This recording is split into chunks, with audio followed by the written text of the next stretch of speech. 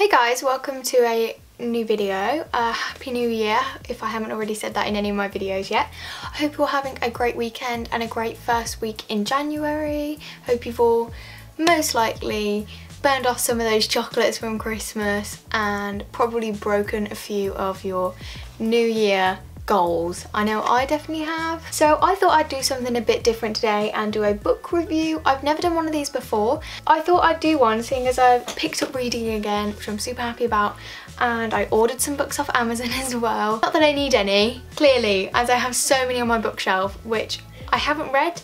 Most of them I've read, but there's a couple on there which I haven't yet. And I finished History Is All You Left Me the other day and I really enjoyed this, and I put it on my Instagram like, I finished this, who wants to see a book review? So I thought I'd give it a go. If you don't enjoy these videos then you can click off and come back on Monday for a weekend vlog, hopefully, if there'll be a weekend vlog. But yes, let's get into it and let's start talking about this book. So I'm just going to give a rough summary of like the blurb, or I might just read the blurb out for you. So first off, you follow this character called Griffin. He's like the narrator throughout the whole of this, and you flick between the past and the present, which is really nice, but it flows really well. And basically, Griffin has lost his first love in a drowning accident. Theo was his best friend, ex-boyfriend, and the one he believed he would end up with.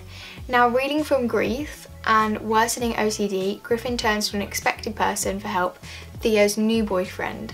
So Theo moves away to college and gets a new boyfriend, and Griffin is still in love with Theo, and you can kind of guess that this relationship isn't going to go very well, but then they kind of draw together after Theo's accident. Their relationship gradually becomes more complicated between Theo and Jackson. They first start off as like helping each other because they both understand what they're going through, because they both love Theo so much and they both lost him. Draw together, but then it just all gets a bit complicated and goes the wrong way. Then Griffin, towards the end of the novel, has to think, do I just stay in the past or do I try and move on and go into the present? If you want to go and read the book, if not and you just want to see what I have got to say about this, or you've read it yourselves, then carry on watching because there's going to be some spoilers. As I said at the start, this book flicks between the past and the present, but it flows really well, and I think that's down to Adam Silvera's writing.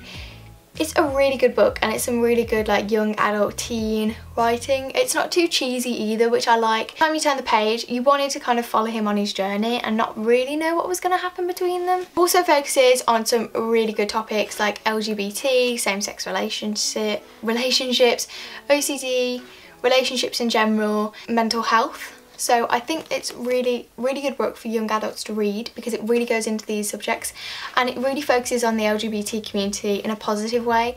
I feel like that is definitely down to the fact that Adam Silvera is a gay author as well. Throughout the book, you definitely really feel Griffin's emotions towards Theo, towards Wade, towards Jackson, his family, himself. Griffin and Theo's relationship from the start, when they started off as friends, and it's not like something like, oh my gosh, and then they come out together and then they're in this perfect relationship.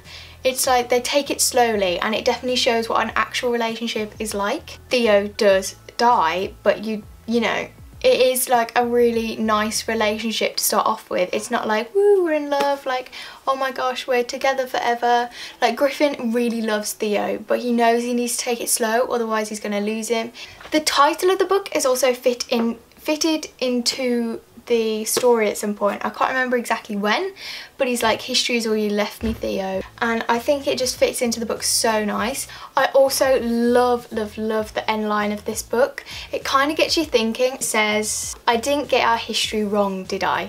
And then that makes you think, like, how about if we had it from Theo's perspective, like in the past? Completely different to what Griffin was saying. Like, it really gets you thinking, like, how about if their past was nothing like that and Theo saw it in a completely different way? I feel like that last line is really intriguing. I feel like you feel sorry for Wade a bit in this book because it is like a 3-person squad, and there is Theo, Griffin and Wade, and together as a squad they're all like a good friendship, and Theo was like Wade's best friend, and then Griffin joins and it's like a whole new thing, and Theo's quite brainy, and as soon as Theo and Griffin get together, Wade is like, I don't want to become this third wheel. If you guys break up, then I don't want you to split up the squad.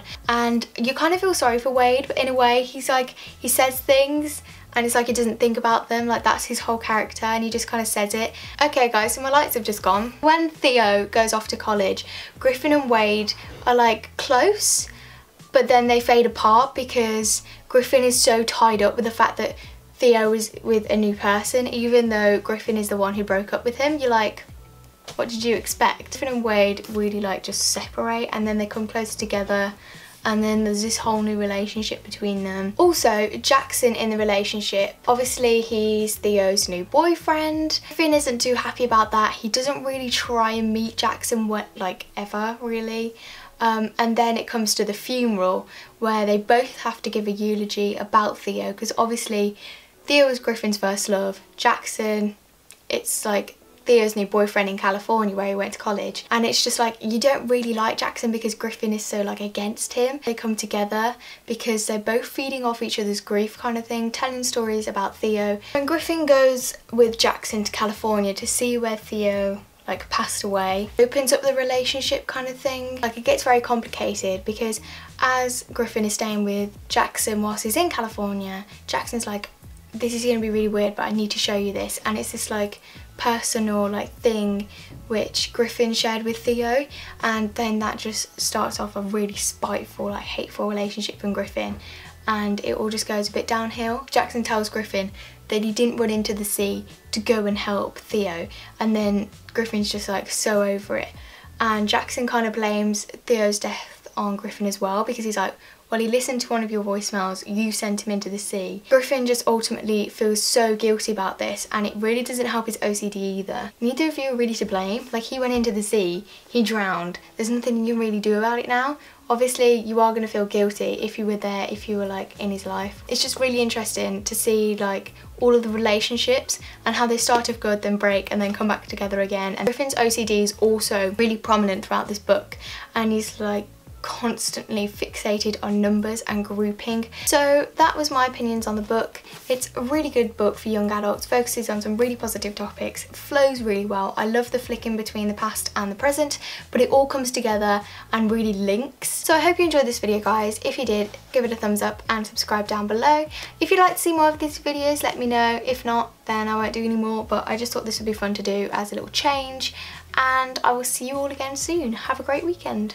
So I'm thinking of reading this next, and it is the One Memory of Flora Banks. So if this video goes well and you want to see me do more, then I'm going to read this, and when I finish it I'll do a book review on it. So if you want to read along with me, then go and pick it up.